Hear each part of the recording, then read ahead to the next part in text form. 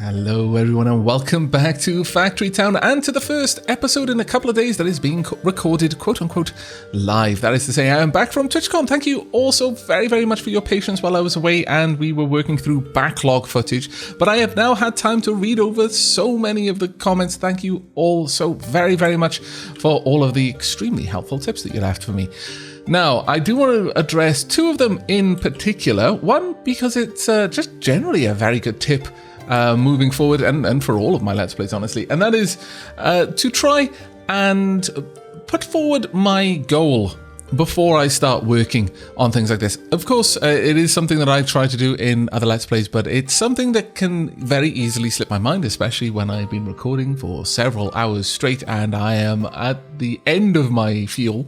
So I do apologize for setting up lots of this in kind of a meandering way, but in the future we'll be trying to lay down my goal ahead of me starting to puzzle through the way to achieve it. And that way you can follow along within. Perhaps you'll even come up with different solutions to the problems that we're facing, and perhaps even better ones. I'm certain many of you have a lot of better systems for this mess of logic here. But one of the things with this is it was primarily there so that we had a reason to play around with logic blocks. There are lots of reasons why I could do this in so much fewer logical steps, but it wouldn't have showcased as many of the blocks. This is, for all intents and purposes, a Pythagoras switch. For those of you who aren't familiar with the term, it is a hopelessly over-engineered project. It's like turning a light switch on by having a domino rally knock over a ball into a boot that swings up and kicks over a jar full of bees, and the bees attack your dog and your dog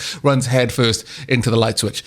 I don't recommend you attack your dog or anyone else's dog with a jar full of bees, by the way, but it is effectively what a Pythagoras switch is. Just ridiculousness incarnate. But in this episode, I have a goal in mind, and that is to address one of the most hopeless mistakes I made in the last couple of episodes, and one I really don't have much of a defense against, and that is, oh my lord, why am I piping the air crystals down? Why am I shooting them when I could just pipe them? In fact, why am I doing a lot of the stuff that I'm doing with magic when I can just pipe the crystals around once they're made? So in this episode, that is my goal. It is to sort something out. Now, it's not going to be as straightforward of a goal as I might like. We're going to have to jump through a couple of hoops, I fear, but hopefully it'll make for a fun episode all the same. So first and foremost, I'm going to make a little bit of a gap in here where I'm going to be able to start creating this area. Now, my idea is to have a single network for mana. Now, if we go into the mana network with G, if we look over here, you'll notice one very important point, and that is that the crystals collide. The crystals are blocking the passage of other crystals behind them until they're used. And that's also true over here. Now, there is no way of causing the pipes to go above or below each other, so we're going to have to be... Well, there are two ways of solving this. One is to keep the crystals in the real, rather than piping them around through the mana pipes and transferring them ethereally. We can transfer them physically, and then we can have all of the three-dimensional shenanigans we want with chutes and belts and carts. Or we can make a mana pipe system that is a little bit more select in how it's pumping the mana crystals out into it. And I think that's the route we're going to go with. I think it'll probably be a little bit more fun to play around with that. So that is going to, by and large, be the goal for today. Now, first and foremost, I want to remove all of this grass so I can play around with this nice and clearly. Also, I do want to get rid of that last little bit down there because I don't actually think anything uses this path anymore. No, it does not. Excellent. Right, next up, I want to lower the terrain, flatten down. Ooh, that might be a little bit too aggressive, but sure, maybe. Let's try. There we go. Let's get that all flattened out for me. There we are. That will kind of work, I think. Right, so with that done, let's decide on how we're going to start things off. Now, we've got a couple of things going on right now. First and foremost, we have got air crystals being piped down. I want to stop that for the time being. So let's just go ahead and break that chute.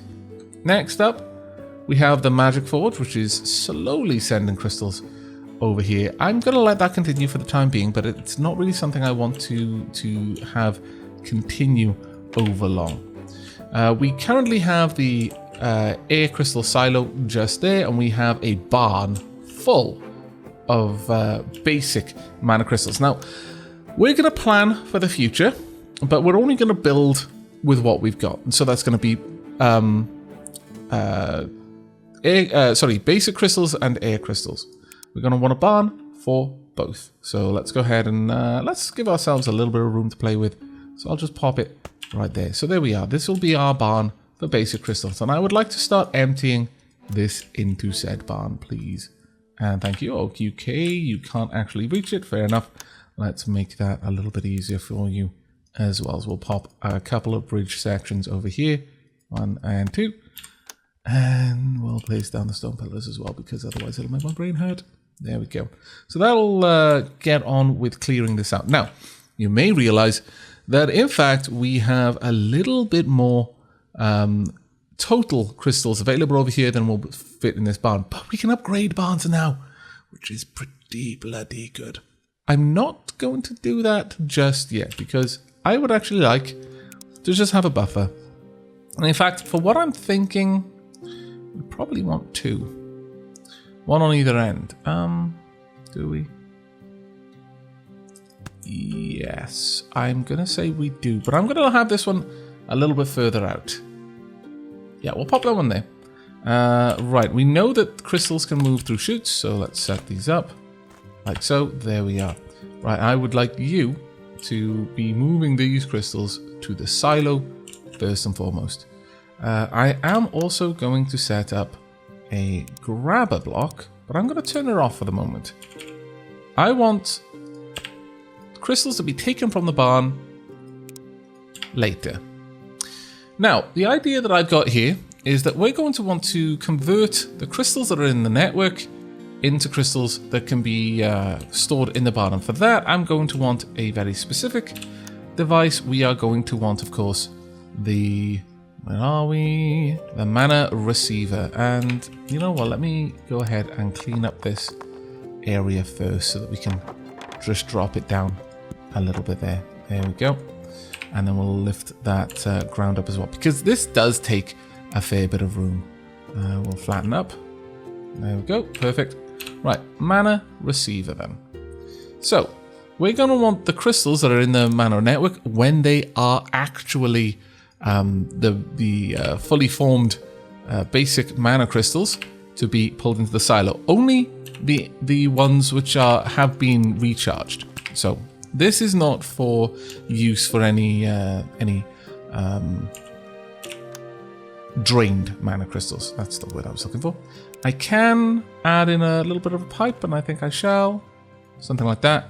And we should be able to put logistics blocks here as well. So I should be able to put in a filter block that only allows specified items to pass. There we go.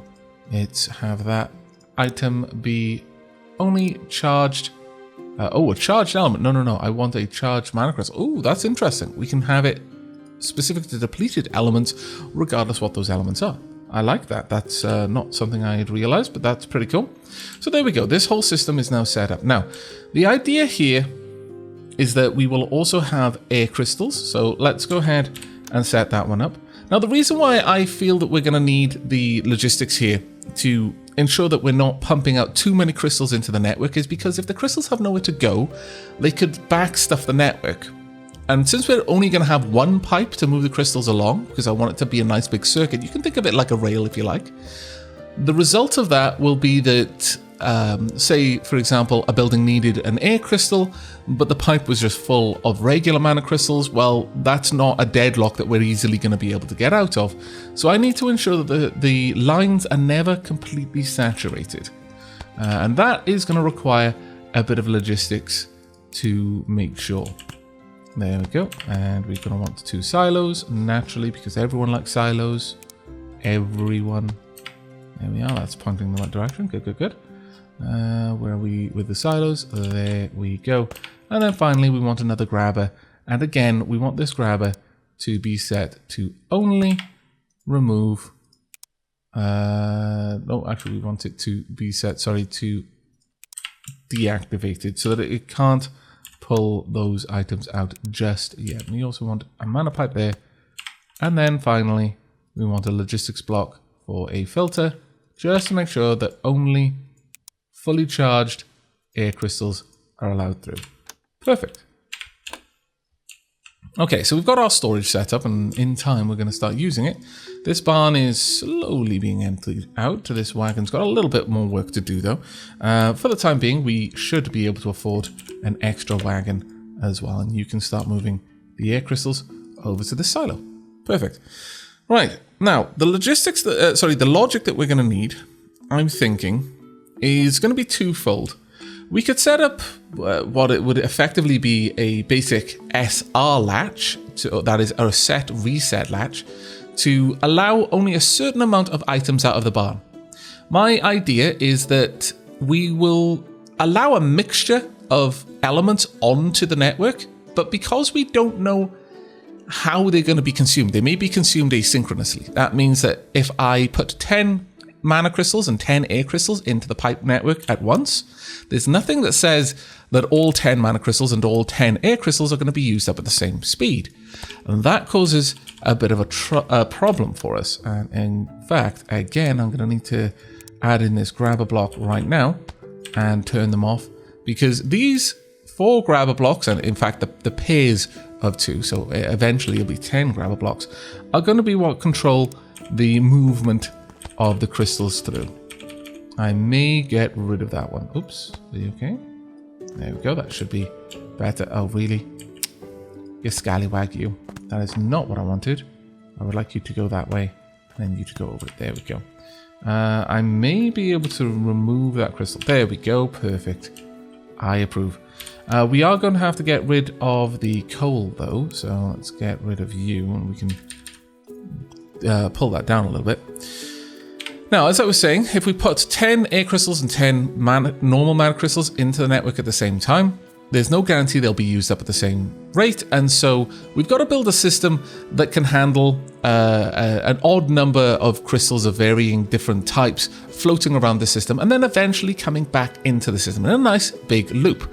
But when that's happening, I don't want to dump too many crystals onto the line at once, and I also want to have some mechanism to control how many crystals are being made. So for example, with the air crystal production all the way back here, and wait a second, I notice a problem. That is iron ore. Let's start pulling that over. But with the air crystal production over here, what I would like to be able to do is have a mechanism that will shut down the collection of air crystals if there's any in this silo. Now, that will only be the case if this barn is backed up. At that point, I don't think we need any more in storage. So this is only here to give me an option to deal with a bit of overflow. Now, I'm using a silo instead of just having an inventory sensor on the chute, because I want there to be a bit of back buffer. A chute would only be able to carry one item, so if I had, like, say, 20 spare air crystals, they would start clogging up the pipes behind, because they wouldn't be able to fit in this kind of space, whereas 20 spare air crystals could happily sit in a silo, and it wouldn't be until that silo had finished emptying out all of its stock into the pipe network that we'd start making more. So on that note, we are going to need at least an inventory sensor here and here. There we go, and we'll just offset these in there and offset these as well, and that'll be fine. I can even pop down a number block just so that I know how many are there, but honestly, I don't think that's strictly necessary, but we'll do it anyway. There we go, and there as well. And the math logic here would be, if this is greater than or equal to 1, then we have a bit of a problem. There we are. So then we would have this, for example, using the air crystal storage. We can actually hook that up to a grabber all the way over here that will stop it being able to pull out. And that would be a fairly easy one to set up straight away. So if this is greater than or equal to 1, let's hook you up all the way over there, and you will control that grabber. Now, what we would like to do is force this to work out what's going on. And we should be able to do this, I believe, with a toggle We'll see if I pop the toggle there and just... No, that doesn't work. What I'm doing is I'm holding down Control and I'm clicking on it to force it to toggle. There we go. That forced it to toggle and to push the signal down the network. So I forced that whole signal to calculate, and there we go. That grabber has now turned off automatically. Perfect. So that's working as intended, and we can get rid of that little toggle there. Now, how are we doing for crystals? We have got quite a ways yet to go. Have we emptied out this one though? Yes, we have. Perfect. Okay, then you can start helping me move those ones out as well. And at this point, we can get rid of everything down here. But because I want to try and save on materials wherever I can, let's not just delete it without needing to. There we are. And oof, it's going to be a lot of deleting to get rid of all of this. It does hurt me a little bit to do this because I know there are quite a few people who, like me, were just incredibly satisfied to see all of the chutes just kind of running across the landscape. But alas, all good things must come to an end eventually. So let's get rid of all of that as well. There we go. Perfect. Right. Now, over here, we are going to have... Well, this could be the beginning of our exit point. Certainly, this would enter the main loop of mana and would eventually end up at the barn over there. But we will leave that as it is for now. If that is greater than 1, that should have turned on right now. Oh, it has not. Why is that? Oh, wait. This should only be true if it is less than 1. My bad there. Because less than 1 will be true if there's nothing in the silo, and that's the condition we want to check for turning something on, whereas greater than 1 will, or equal to 1 will be the condition if I was trying to say turn it off if it is greater or equal to 1. Always got to make sure you're thinking in the correct direction with your commands. Now to cycle that, we want you to do, well actually that should be, you know what, I can just turn it on. That'll be a lot easier. You should not be activating that. My bad. Never mind, it achieved what we wanted.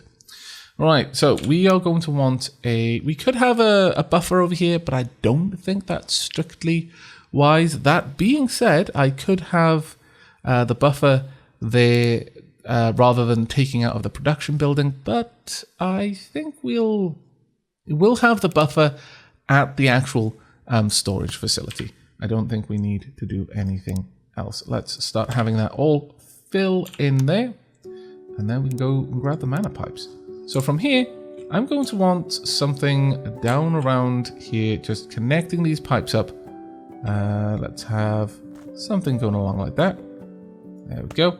I'll run down there as well.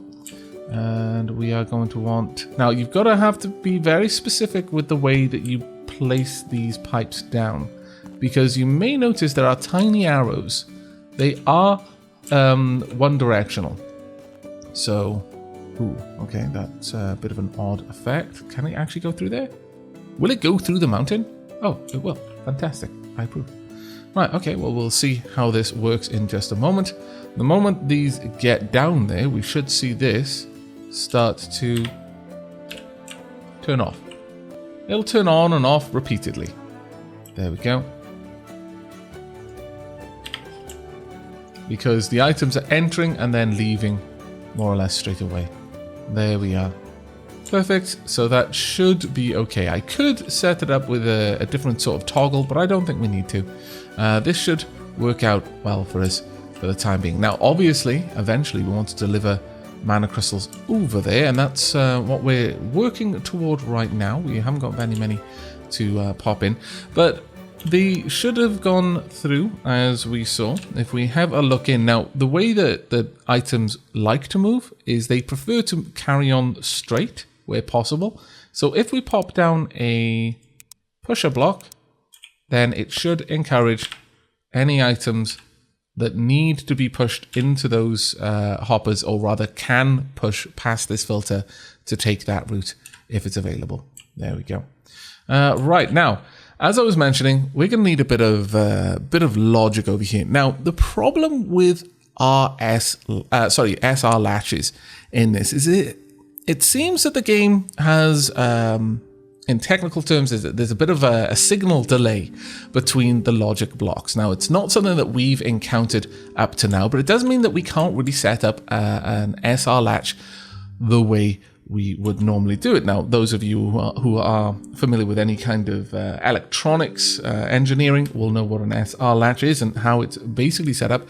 But just to give you a demonstration, let's pop one together. So we'll need 3 bool functions, I think.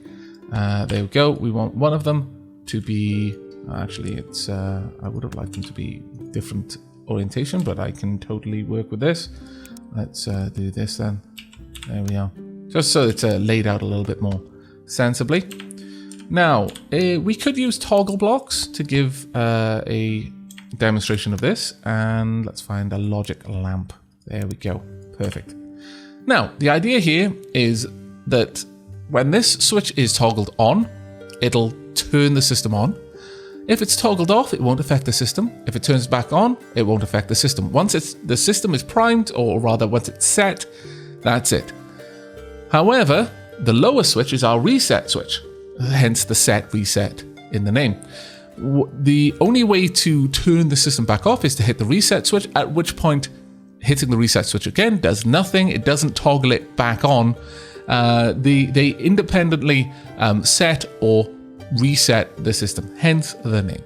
So what we'd want here is a NOT signal and an AND signal, I believe. There we go. So we want this toggle moving in here. So this will be the inverse of whatever this signal is. That will pump into the AND. The AND will pump into the logic lamp. This AND will also feed back to this OR function. And this, the set, will feed into the OR, and the OR will in fact feed back to the AND. Confused? Don't worry. You don't really need to understand why it works this way. That would probably be a little bit beyond the scope of this video for me to explain, but understand that that is the way it works. The unfortunate thing is, if we activate this, this happens. Now, that is in fact a single line, as you just saw there, triggering, but continuously.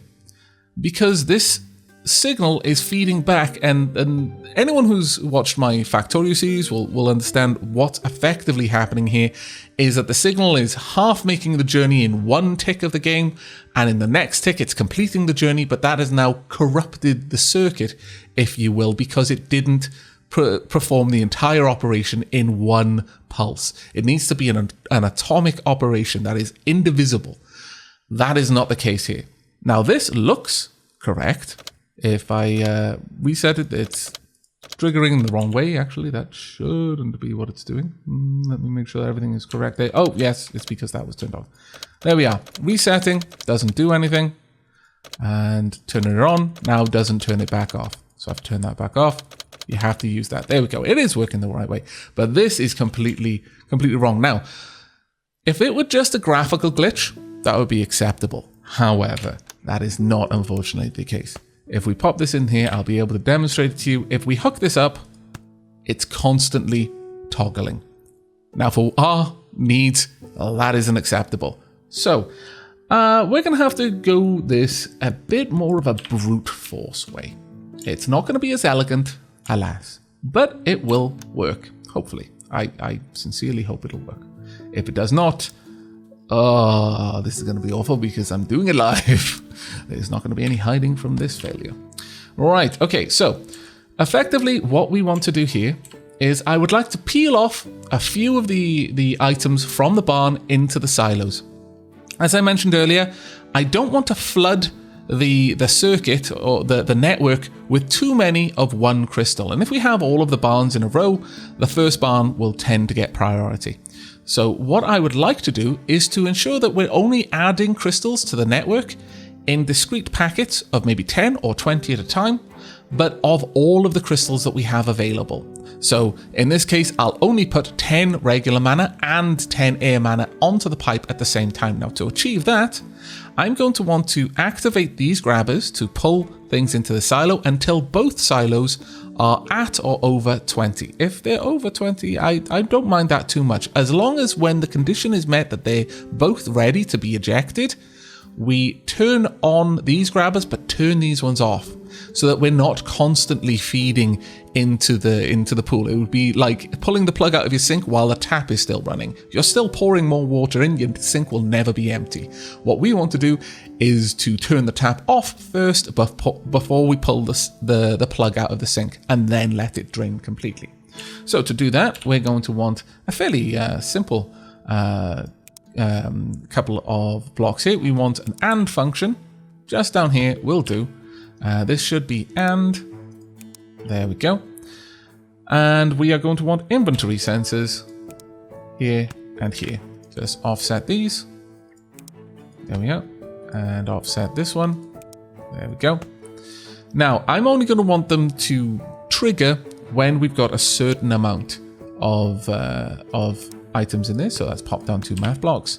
Let's say greater than or equal to, sure, we'll go with 10 to start off with. There we go. And this should feed into that. And then this one should feed into the bool function. So the bool function will take all of its inputs, and if all of them are true, it will output true. That's what we would like there. That's why we're using the AND. There we go. And we want 10 here as well. I think 10 is probably a good number to start the system with. There we go.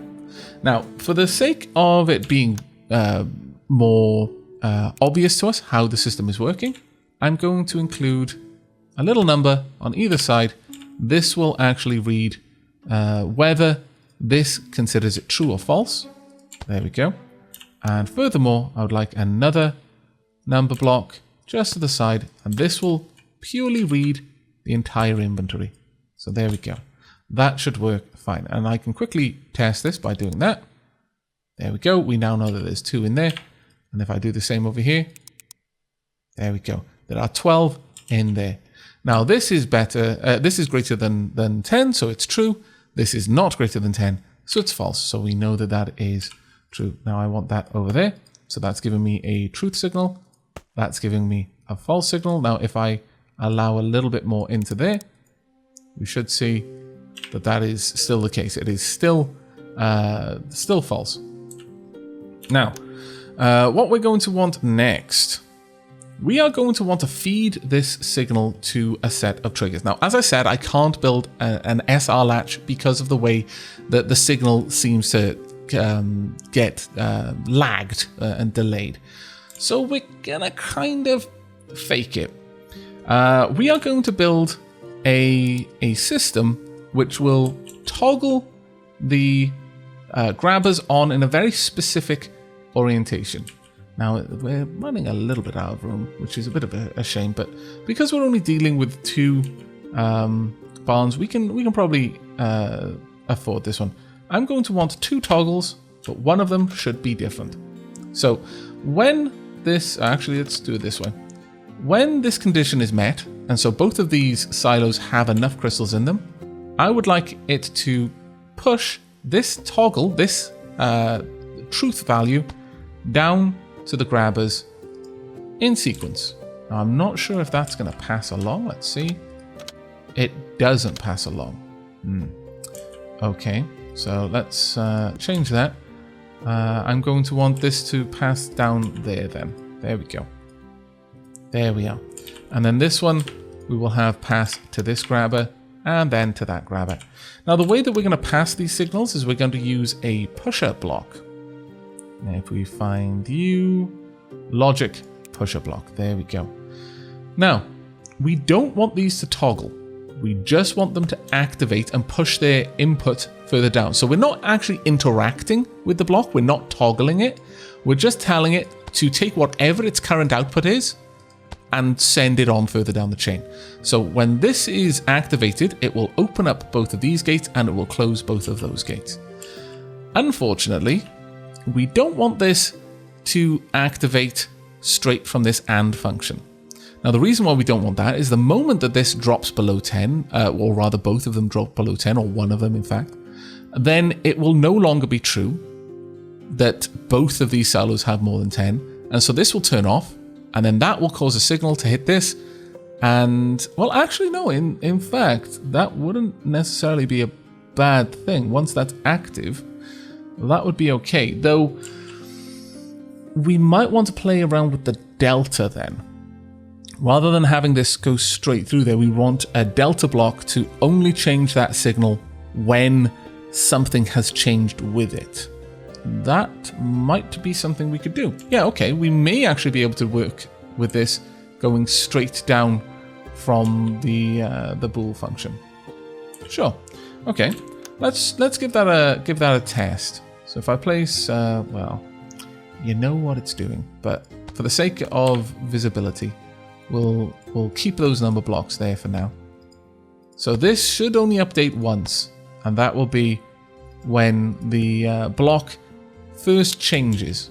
That will activate this, and we should see these shut down. So for now, let's go ahead and toggle these. So on and indeed on. Now hopefully, once these both read 10, no, it hasn't worked. That has not triggered the pusher to push down. I'm just gonna trigger that. There we go. Okay, so let's have a look. Why didn't that cause this to activate? Oh, I can see. Right, it wasn't hooked up because I'm an idiot. Shh, it's fine. Right, well, what we could do is simply pipe this back temporarily into the network. There we go. And just have this go up and across and back in. There we go. Perfect. There we go.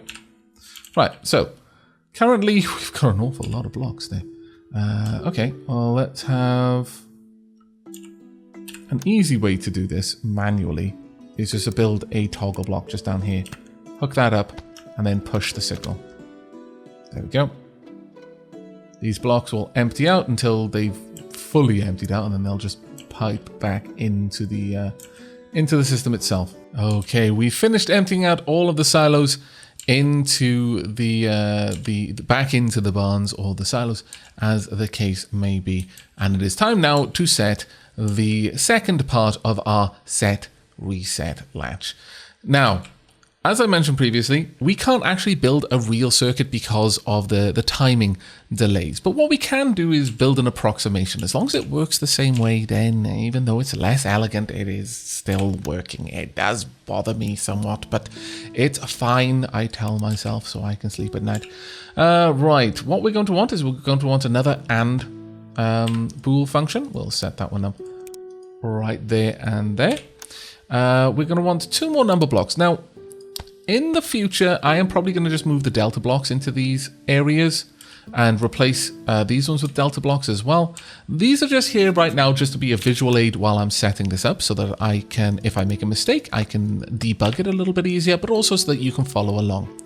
Now, what we're going to be checking for here is if this inventory is less than 1. That is to say, it is empty.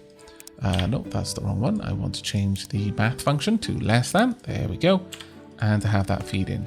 There we go. This should be feeding across. There we are. And that'll let us know where, if that's 1, then this is evaluating to true. That means the silo's empty. And if it's 0, it means it's evaluating to false, which means there's something in the silo. That is the case right now. It's just that it hasn't evaluated the inventory at all yet. So that'll all pull across there. We want to feed these both in here in exactly the same way. Oh, wait, no. What we want to do first is we want to use a delta block so that it isn't constantly pushing the value down the chain. Now, the reason why we don't want that, you might ask yourself, well, why is that going to be a problem? Because it'll just still evaluate to false. But the problem there is that every time it evaluates it to false, it'll still cause a signal to move down the chain. And the way that we're building this to be able to create the approximation of an SR latch, that would trigger the behavior as if it had been true. Because all we're doing here is we're not saying take the value of this block and do something with it, in which case it would be 1 or 0, depending on whether it was true or false. We're simply saying once a signal hits this block, whatever that signal is, push whatever signal these 2 blocks are creating down the chain. So it would always act as if it was a positive signal. It is one of the limitations of us building this system in this way. But again, as I said, Although it isn't as elegant as I would like it to be, it does work, and that is worth something. Right, let's get another logic pusher block right there. And actually, we'll get another toggle so I can manually toggle this system. We want this to feed into this pusher block and this pusher block to feed into these blocks. Now, you'll notice that they are in reverse. And that is intentional because this is the reset condition, and that is we want this to shut these down. We want them to put the plug in the sink and then turn on the tap. There we go. Now, if everything is working correctly, once these hit 10, it should toggle. There we go. And they are now feeding back out. Now, this one is going to empty out first. There we are. That shouldn't have triggered. Let's have a watch of that. Yes, that is still causing this to trigger. Of course, I see. Yes. The reason why this is a problem. Now, I'm going to disable this system briefly. Let's just shut that down. Now, the reason why this is a problem is because, again, once that delta block changes, it causes this to reevaluate the whole signal. So, we're going to have to do a little bit of shenanigans here. I do like shenanigans. But this is already a bit of a complicated system. So I was hoping to be able to keep the system fairly straightforward. Alas, that is not going to be the case.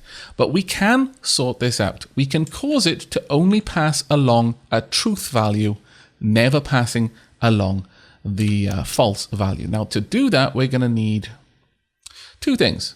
Three things, actually. We're going to want a signal gate. This is going to get a little bit more complicated. I do genuinely apologize for that. We are also running out of room a little bit because I hadn't planned for this. But let's actually make a little bit of room first before we get into that. Otherwise, I'm just going to be making a rod for my own back. There we go. That'll do. Right, we're going to want a signal gate for each. Now, the signal gate is going to exist to allow the truth value through, but to close for the false value, and then consecutive false values won't get through, because until the signal is true, the gate won't open, thus allowing the true signal to go through. And if true signal goes through multiple times, that doesn't really matter, because it's not actually going to toggle the system. It's just going to reissue that yes, it is still true. You still do need to open the gate in the correct order, whatever that order might be. Now, that gate is going to be activated by a set block. So the first thing that the function here is going to do is going to activate the set block, and the set block is going to activate the signal gate. So in other words, this will pass along true or false to the set block, which will then set the value of the next block in the chain, but not cause the signal to propagate further down the line. So if we have a look at that, sets the value of another logic block without triggering its output. So in this case, it will set whether the gate is true or not. True is open, false is not. But we also want to send the signal through it. The problem with that is that if I simply hook up this to the gate, then we'll probably have some sort of signal mismatch. The gate might be closed when the signal tries to go through and then open a moment later. So what we'll do is we'll add in a timer function, but we'll have it on a very, very low timer duration. So basically, on the next tick, it's going to send that signal. By setting the timer to 0, we're telling it don't have a delay. There is going to be a little bit of a delay, but that's what we want. There we go. And then this will go to the signal block, and finally the signal block will go to the pusher block. Now, I'll explain in detail what this is doing. The bool function, when this changes state to or is evaluated, it's going to send its evaluation of the conditions down the line. Now, it has two destinations, the timer block and the set block. So in the case that this is a false signal, it'll set this to false, and then that will set the gate to closed. A moment later, this timer block will try to send false through the gate, but the gate will be closed by that point, so it won't go anywhere. If at any point this evaluates to true, and every time it evaluates to true thereafter, it will set the set block to true. That will then set the gate to true, which means it's open, and then a moment later, the timer will expire, and it will send the true signal through. We don't really care that it's a true signal. It could be whatever signal. A false signal would be acceptable at this point. The only thing we care about is that in this particular example, that it only gets triggered on a true signal, and that will get to the pusher block and then further down the chain. Now, hopefully that is going to work. Hopefully. We'll see. Let's open up the gate. We're doing it live. Let's see if this is going to work for us now. So there we go. It kind of worked a little bit. There we are. That's correct. That's the correct. There we go. Perfect. Now, I did notice it kind of wobbling there for a moment. Ah, yes. Okay. So it is actually letting a few more out because as one gets pulled out, it moves down. We could address that by adding in a timer block in between the pusher blocks. That's certainly an option. I could even let it be one signal long. Sure. Okay, we'll do that. Let's push this across, and then this timer block can move down. Likewise, we'll do that over here as well. So there'll be a very slight delay, but this should allow the signal to operate cleanly. Let's have a watch of it. And there we go. The signal is switched, or should have switched. It did not. Why was that the case? Oh, wait, what have I done? I'm a derp. I'm a massive derp. Shh, no one needs to know. No one needs to know. You saw nothing. However, this is... That should have triggered already. Let me toggle that off. Ah, I see. Why are they all toggling? This one should close down. No, we've I actually toggled them completely. That's my problem because the timer switch is in the wrong place. Okay. Let's shut everything down. And by that, I mean shut everything down. Please. You know what? Let's just do it like this. Womp, womp. Right, toggle those systems around like so. Toggle those ones around like so. And then I'm going to turn these off manually. Now, the problem we had there is the timer block triggered the toggle blocks. That meant that they toggled. They did what they're meant to do and then passed the signal on. We specifically need the pusher block to send the signal to the toggle blocks because it's the only block that won't cause them to toggle. So let's move things around a little bit. Oh my lord, that was kind of embarrassing. I knew it wasn't going to go super smooth. Still, I think as far as things go, I feel that I've done a fairly good job of doing this on the fly. There we go. Right, let's set that up correctly. Pusher block will pass along. There we are. And once again, push that down all the way through. There we go. The gate should send to the timer. The gate should send to the timer. Fantastic. Let's start emptying everything out. Oops, that's not what I wanted to do. I want to activate the state. There we go. It's an awful lot of work, this. There we are. So we're pushing all of these things through. Now both gates are closed. That's fantastic. That is exactly what we want to see. And only when this gate is closed as well should that pass the signal on. And then a moment later, it opens up. Now, this is the part we want to see. Still a few moments late. All right, perhaps what we really need here is a delay, not in shutting the whole thing down, but in passing this signal further down. Yes, that seems to be where the problem lies. So we'll quickly address that. We're almost there, everyone. I promise. Let's have a timer. I guess we only need a timer in one location, but we could go ahead and pop the timers on either end, really. There we go. So we're going to disconnect here. This timer should be the same for each. There we are. And likewise, disconnect all of this. And then pass. Well, honestly, we don't need separate timers. Given that this is simply going to be passing along the signal, we could have one timer for the entire chain, and both states pass through the same timer block. That should work, I think. This is, once again, doing it live, so it might not, but we'll see. There we go. Just have that hook up there.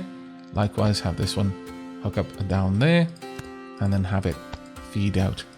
Hopefully, we've got a system that will now work flawlessly.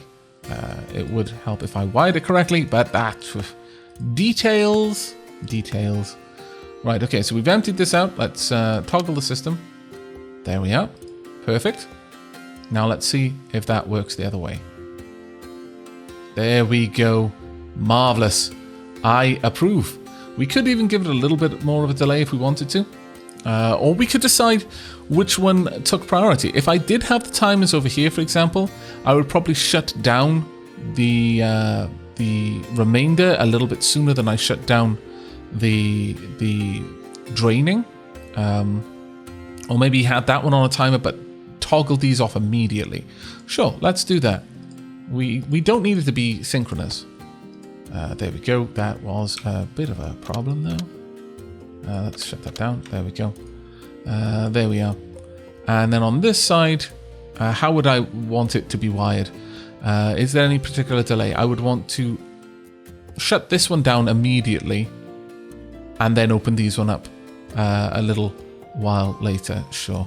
Okay. Yep, let's do that then. There we are. They're not going to be synchronous, but it should be a tiny, tiny bit more responsive as a result, or at least insofar as the system that we want to use. There we go. And the moment these hit 10, there we are. It gets up a little bit higher and then starts draining out. Perfect. We have the system created, and now that is effectively, we can just expand that out to all 5 types of crystals in time. Huh, my lord.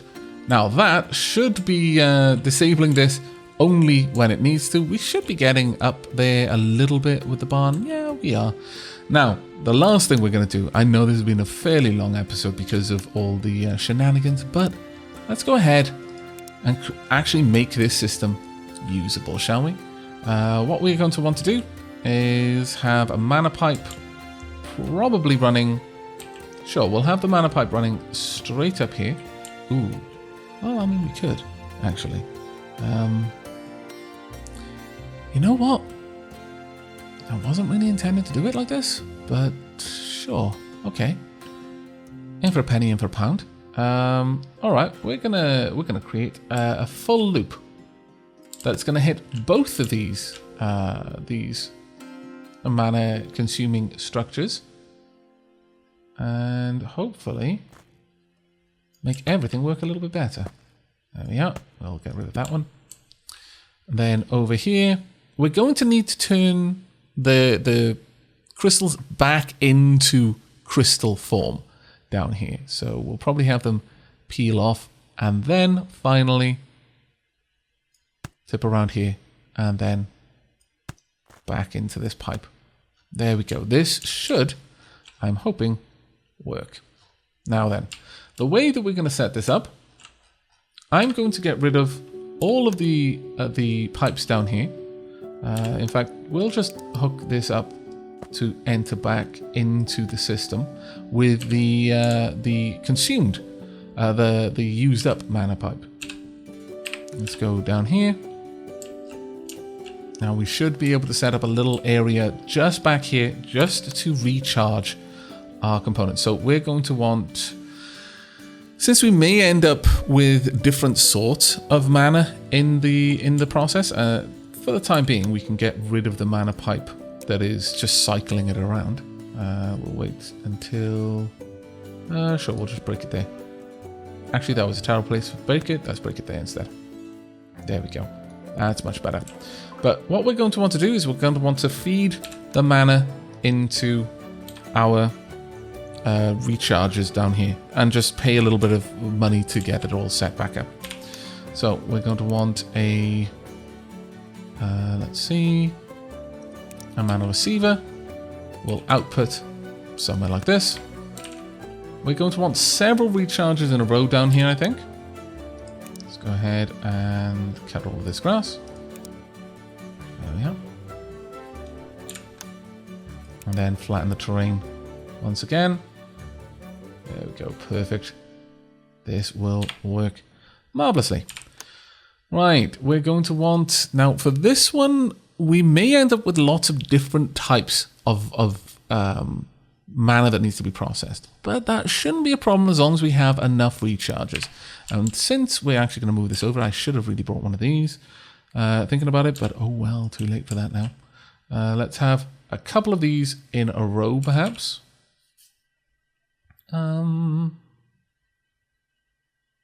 Sure, we should be able to do that. In fact, I'm going to move this across a little bit.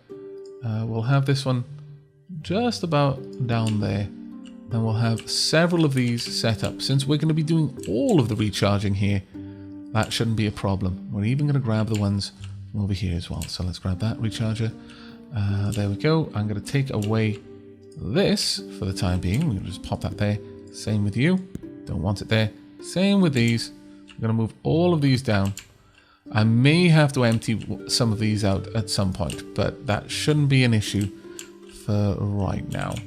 There we are. And this one can move down as well. There we go. Now, have any of them got any contents? They do. So we're going to need to get these emptied out, but that won't be too much of an issue for us. Right, the main thing I want is for this to feed up. Actually, I should have had that the way it was before. There we go. So 6 recharges should, I think, be able to handle this. We'll see. We're going to want to split in that direction. There we go, to split them all evenly. And then we're going to want to put the recharge crystals back into the network. There we are. And just have these combine to go back out. Perfect. Let's grab you. It doesn't matter which direction we're putting these in, since we're just going to be bringing it back into the mana network. There we go.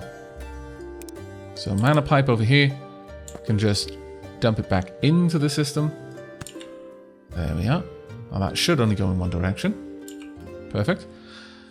However, we're going to want a mana pipe about here that will branch off. Oh, we're running out of mana pipe. That is a little bit of a pain, but it's kind of to be expected, honestly. We want a pusher there. And finally, we want a filter right here to only allow depleted mana. No, depleted element. Any element at all can go through this section. As long as it's depleted, that's the only thing we care for. Unfortunately, we have no mana pipes. Is it possible we could get some back? We could get some back, actually, yes. Okay, well, let's do that then. Let's take these back, and I would like them to start emptying out. And that way I can get all of this emptied out as well. There we go. That's a little bit better, and that'll allow us to complete the system. There we go. This should start working very, very soon. There we are. I am going to want this mana to connect back up to the system over there. There we go.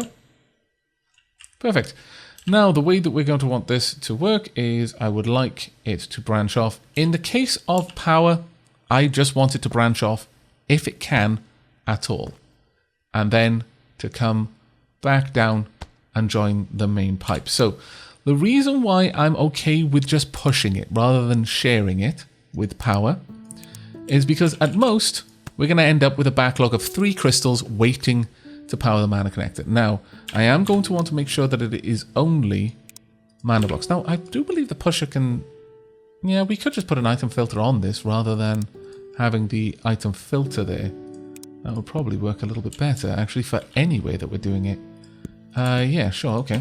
Let's do that then. So we want an item filter here for air crystals, an item filter here for regular mana crystals, and this for any kind of depleted mana at all. Depleted element. Now, the only issue here is if this were to fill, we wouldn't be able to push it out. We're going to have to hope that that is never the case. An alternative is we could just have it cycle back into the system. That is certainly an option, but let's not worry about that one until it becomes a problem.